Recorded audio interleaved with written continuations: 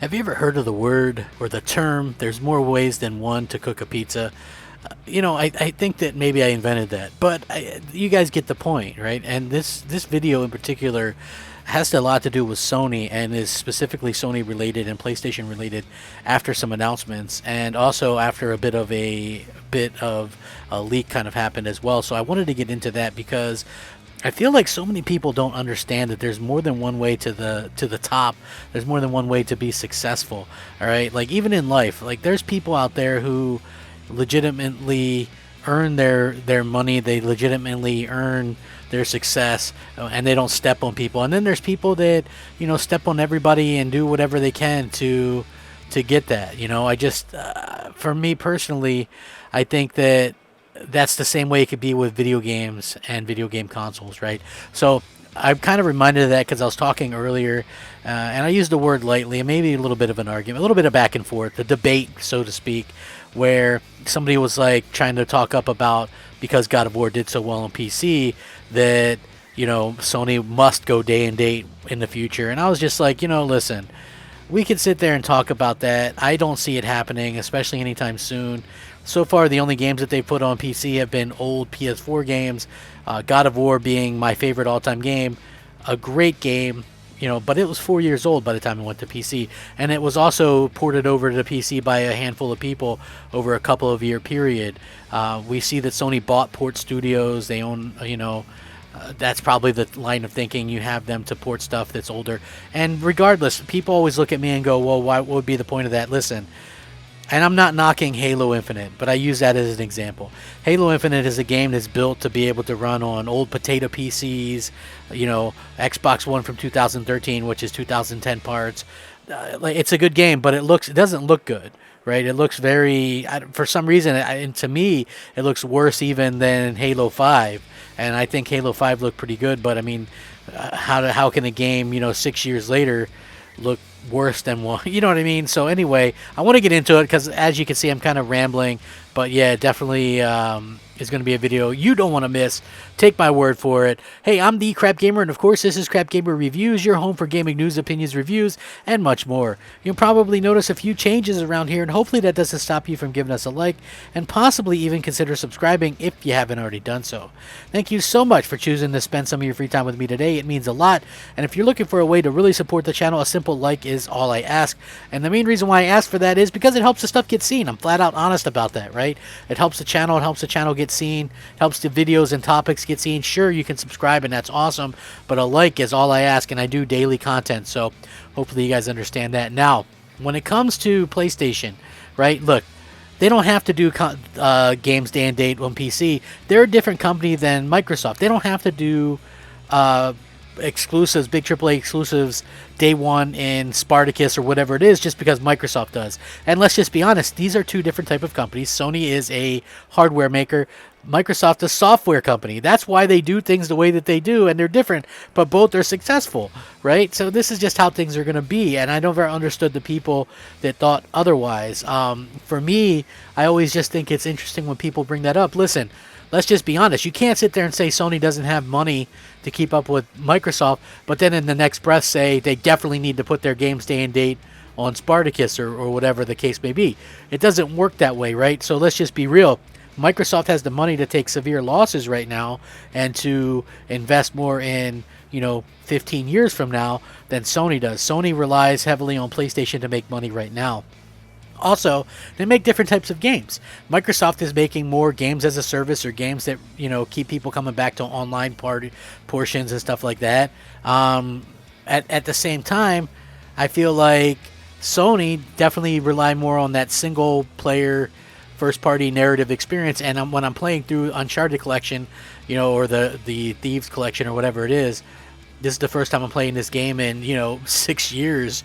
And it's just a phenomenal game. And honestly, I'm playing through it and I'm like, wow, this is like it just reminds me how head and shoulders above any other studio that Naughty Dog is when a 6-year-old game is doing that. So again, to kind of reiterate, according to this and this article, PlayStation Spartacus doesn't need to compete with Game Pass. It doesn't need to be what Game Pass is.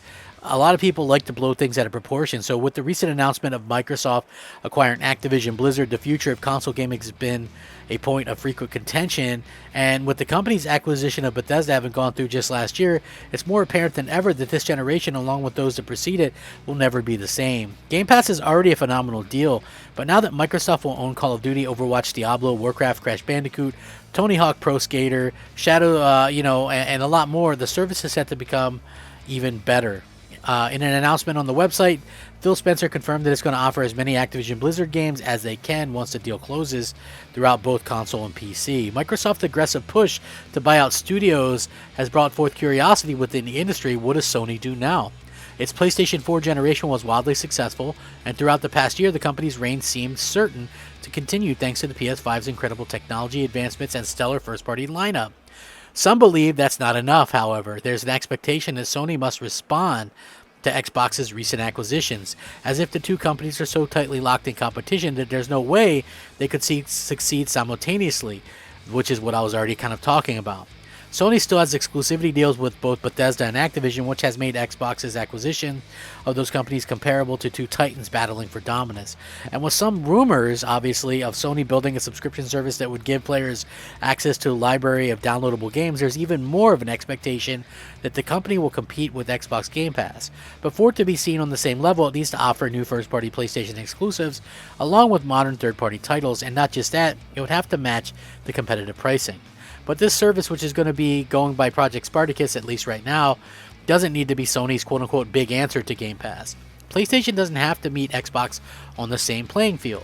The hubbub surrounding the service seems to be like a classic case of the industry turning reactionary at the slightest shift. People made similar claims about Xbox throughout the course of the PlayStation 4's lifespan. Xbox was behind, and unimaginative fans would often suggest Microsoft needed to mimic Sony, focus on third-party AAA exclusives with deep film-esque narratives. People were equally worried when Microsoft moved their games to PC, as they felt that it would mean the death of Xbox, and I still feel like it doesn't help things much. But anyway, now the platform is in a really great place, as Game Pass has completely evolved past console wars. Before the launch of PS5 and Xbox Series X, people wouldn't have hesitated to recommend the former to those looking to get into gaming. Now there's plenty of great reasons to purchase both. PlayStation won't suddenly lose its incredible first-party exclusives now that Xbox is pushing to grow Game Pass. Sony doesn't need to respond to Microsoft. They're both in great spots, as the quality of PlayStation exclusives will ensure it remains a successful platform for years to come. So, what is Spartacus going to be? Well, Xbox made the majority of its library backwards compatible with the Series X, so the lack of love we've seen for Sony's older libraries across PS4 and PS5 is upsetting. Microsoft even has a page dedicated to showing every title that is backwards compatible on the Series X, and the list has nearly 5,000 entries. Sony has yet to reveal true plans for backwards compatibility on PS5, but Project Spartacus could be somewhat alleviate this.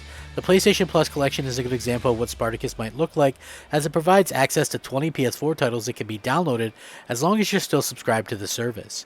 Spartacus should be far larger in scope, offering dozens upon dozens of titles across PlayStation 1, 2, 3, and 4. And if we're lucky, we'll even see a PlayStation Portable and Vita games find a home on the service.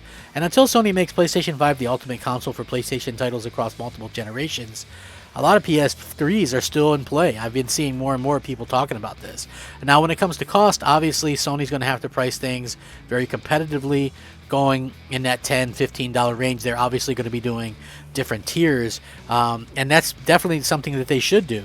But people also have to kind of keep in mind how these things kind of can change, and how things can sort of, just at the end of the day, make a make a splash or whatever. So, hopefully they could do that. But listen, there's two ways to the top, probably multiple ways to the top. I do hope that we see, some great things from both.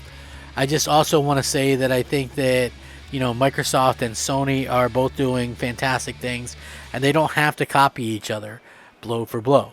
They don't have to. So, with that being said, I'm going to link this. What do you guys think about this? I mean, with all the stuff Sony's doing, they probably will buy something. They obviously have Spartacus coming.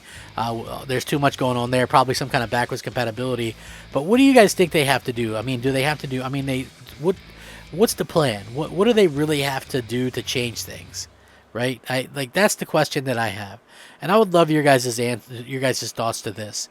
please let me know. And thank you so much for watching. Have a fantastic day. Rack 'em up, fact 'em up, crap gamer 'em up, crap gamer out.